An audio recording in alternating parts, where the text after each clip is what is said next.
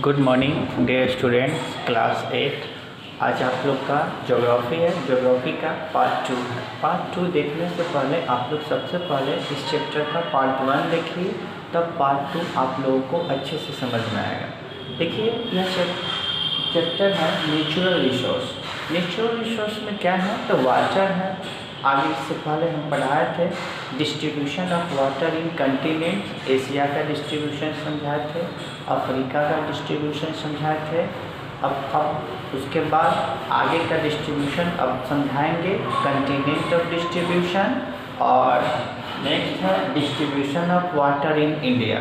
तो यह दो डिस्ट्रीब्यूशन समझना है। पहले वर्ल्ड लेवल पे समझना है, उसके बाद आपको अपने कंट्री लेवल पे समझना है। वाटर का डिस्ट्रीब्यूशन हम लोगों के लिए क्यों इम्पोर्टेंट होता है, इसका एम क्या होता है, अचीवमेंट क्या होता है और गोल क्या होता है, यह इम्पोर्टेंट होता है इस चैप्टर में। चलिए आज इसको अंडरस्टूड कीजिएगा। सबसे पहले आते हैं यूरोप। देखिएगा यूरोप में कुछ रिवर्स होता है। कहा जाता है किसी भी कंट्री का जो मेन वाटर सप्लाई होता है वह रिवर से ही होता है। अब देखिएगा यूरोप का मेन रिवर कौन है, राइन, रोने, सीने और लोएरे। ये सब यूरोप का कुछ फेमस रिवर है जो यूरोप के लार्ज पार्ट्स एरिया में यह फ्लो होती है और कहीं न कहीं वाटर सप्लाई और इलेक्ट्रिसिटी क्रिएट करने में और फ्लड को कंट्रोल करने में हम लोग डैम बनाकर इससे बेनिफिट्स उठाते हैं। इस रिवर से हम लोगों को बहुत तरह के बेनिफिट्स होता है। वाटर का सिर्फ हम ड्रिंकिंग पर्पस में यूज नहीं करते, वाटर का बहुत सारे पर्पस में हम लोग इसको यूज करते हैं। अब आते हैं नेक्स्ट में नॉर्थ अमेरिका। नॉर्थ अमेरिका को डेवलपमेंट कंटिनेंट कहा जाता है। पूरे वर्ल्ड में 7 कंटिनेंट्स हैं, लेकिन जितने भी कंटिनेंट्स हैं सबसे ज़्यादा well developed continent north America है। अब देखिए यहाँ पे एक रिवर है मिसिसिपी।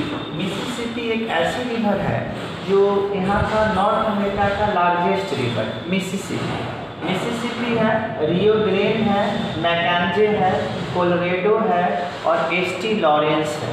ये सभी रिवर जो फ्लो होती है यह मेनली नॉर्थ अमेरिका में फ्लो होती है, लेकिन ये सभी रिवर में जो सबसे ज़्यादा डिस्टेंस ट्रैवल करती है मिसिसिपी का एक खास इसलिए फेमस है कि मिसिसिपी जिस तरह की डेल्टा फॉर्मेशन करती है वह क्लोन ऑफ बर्ड, यानी क्लोन ऑफ बर्ड, यानी कहने का मीनिंग है कि आप बर्ड के यानी किसी भी पक्षी का या किसी भी चिड़िया का देखिएगा जो पंजा होता है उसके आकार का यह क्या बनाती है तो आइलैंड फॉर्मेशन करती है।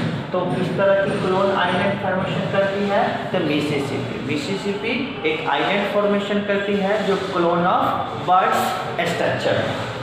अब आते हैं नेक्स्ट में साउथ अमेरिका में जो सबसे फेमस रिवर है उसका नाम अमेजन है, ठीक, ओरियन, उसके बाद है पनामा, इटीसी।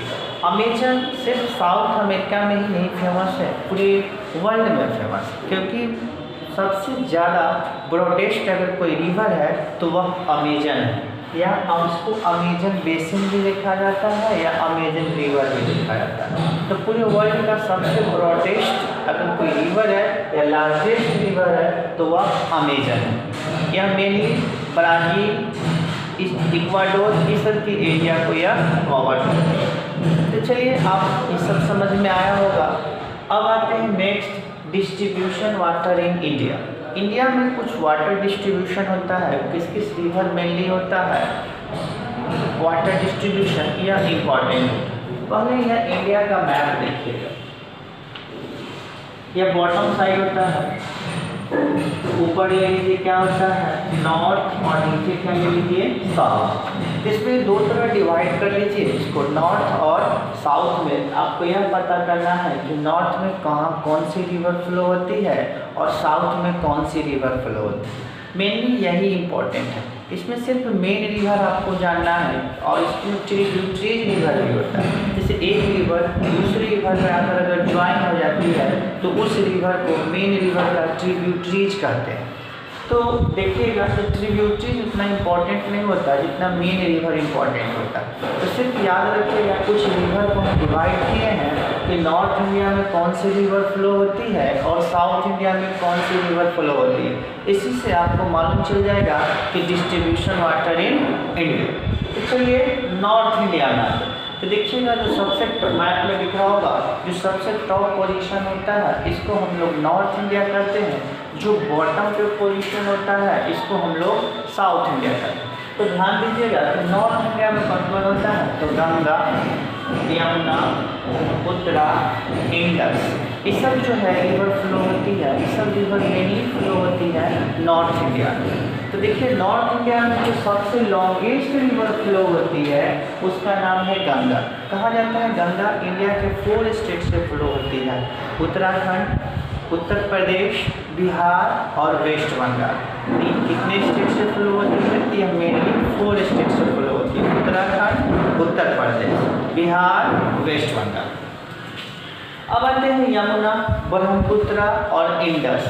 ठीक है, ये सब भी रिवर है नॉर्थ इंडिया में। नॉर्थ इंडिया का ये सब रिवर क्या है, फेमस है। अब आते हैं साउथ इंडिया। देखिएगा साउथ इंडिया में कुछ रिवर फेमस है। साउथ इंडिया में कौन से रिवर आता है, नर्मदा, ताप्ती, कृष्णा, कावेरी, महानदी और गोदावरी। तो देखिएगा ध्यान से देखिएगा गोदावरी को साउथ इंडिया को ना हम लोग गंगा कहते हैं। तो आपसे भी क्वेश्चन पूछा बुक में होगा कि साउथ इंडिया का गंगा किस रिवर को कहा जाता है, तो गोदावरी। कैसे हम लोग अपने यहाँ पे गंगा रिवर को होली रिवर की तरह वैल्यू देते हैं, उसी तरह से साउथ इंडिया के जो लोग होते हैं गोदावरी रिवर को गंगा रिवर की तरह ही उसका वैल्यूएशन देते हैं। अब आते हैं देखिएगा इंडिया में जो लॉन्गेस्ट रिवर है उस गंगा है, इसका जो लेंथ है वह 25 किलोमीटर। कहीं कहीं यह डाटा आपको अलग मिलेगा, इंटरनेट पर देखिएगा तो अलग डाटा मिलेगा और दूसरी बुक में देखिएगा तो आपको डाटा चेंज रहेगा। चलिए अब आते हैं नेक्स्ट। साउथ इंडिया में जो हाफ गंगा के नाम से जाना जाता है उसको हम लोग कावेरी कहते हैं। तो याद रखिए कि साउथ इंडिया में जो हाफ गंगा रिवर है उसको क्या कहा जाता है, कावेरी। और साउथ इंडिया का गंगा रिवर किसको कहा जाता है, तो गोदावरी। अब आते हैं नेक्स्ट में मीन्स ऑफ इरिगेशन। इरिगेशन का मीनिंग क्या होता है, सिंचाई। तो हम लोग इरिगेशन पर्पस में भी इसका यूज करते हैं वाटर को। तो सबसे ज़्यादा हम लोग ड्रिंकिंग के बाद अगर किसी सेक्टर में अगर वाटर का यूज करते हैं तो इरिगेशन। अब हम इरिगेशन किससे करते हैं, टैंक से। जैसे देखिए हम लोग बहुत बड़ा सा टैंक बनाते हैं और टैंक बनाते हैं जो भी रेनी सीजन का वाटर होता है हम लोग उस टैंक में स्टोर करते हैं और स्टोर करने के बाद हम उसके बाद में इसको हम लोग वाटरिंग प्लांट के तौर पे हम लोग इसको मतलब वाटरिंग सिस्टम के द्वारा हम लोग इसको यूज करते हैं, पाइप के द्वारा, कैनल के द्वारा, इस सब के द्वारा हम लोग वाटर यूज करते हैं। अब आते हैं वेल, जिसको हम लोग कुआं कहते हैं। कहा था इंडिया में जितने भी इरिगेशन होता है उस सब बहुत एरिया ऐसा है जहाँ पे वेल से इरिगेशन होता है। जैसे पंजाब ले लीजिए, हरियाणा ले लीजिए, आंध्र प्रदेश ले लीजिए, तमिलनाडु ले लीजिए, मध्य प्रदेश, इस सब स्टेट में ना वेल से इरिगेशन होता है। इंडिया में जितना भी इरिगेशन होता है उसका 25% एरिया इरिगेशन जो होता है वह किससे होता है, वेल से। अब आते हैं ट्यूबवेल। ट्यूबवेल देखते होंगे यह इलेक्ट्रिसिटी से ऑपरेट होता है। तो इलेक्ट्रिसिटी से ऑपरेट होता है और ये सबसे फर्स्ट टाइम ट्यूबवेल अगर कहीं को ऑपरेट किया गया था तो वह यूपी में। तो याद रखिएगा फर्स्ट टाइम कहीं पे अगर ट्यूबवेल ऑपरेट किया गया था यूपी, जिसको हम लोग उत्तर प्रदेश करते हैं। कहा जाता है ट्यूबवेल के द्वारा इंडिया का 23% एरिया इरीगेट किया जाता है। तो याद रखिएगा कि ट्यूबवेल के द्वारा कितना परसेंट एरिया इसका इरीगेशन किया जाता है इंडिया का, तो 23% एरिया। अब आते हैं हम लोग कैनल्स। तो कहा जाता है first tubewell in India UP में लगाया गया था 1930 में। कहा जाता है ट्यूबवेल से पूरे वर्ल्ड में सबसे ज़्यादा इरिगेशन कहाँ पर होता है, तो इंडिया ले लीजिएगा। और इंडिया के किस स्टेट में होता है, तो यूपी में। यानी ट्यूबवेल से सबसे ज़्यादा इरिगेशन इंडिया के किस स्टेट में होता है, तो यूपी में। सबसे पहले कहाँ पे हुआ था, तो यूपी में। तो कब हुआ था, तो 1930 में। अब आते हैं कैनल्स। कहा जाता है इंडिया का जितना भी इरीगेशन होता है उसका 45% एरिया कैनल से इरीगेशन होता है। कहा जाता है कैनल कहा जाता है इंडुटेशन कैनल्स, दूसरा होता है पीरिनियल कैनल्स। इंडुटेशन कैनल्स ऐसा कैनल्स होता है जिसमें सिर्फ रेनी सीजन से में ही इसको यूज किया जाता है, क्योंकि रेनी सीजन होता है तभी उसमें वाटर फुल होता है, उसमें वाटर नहीं रहता।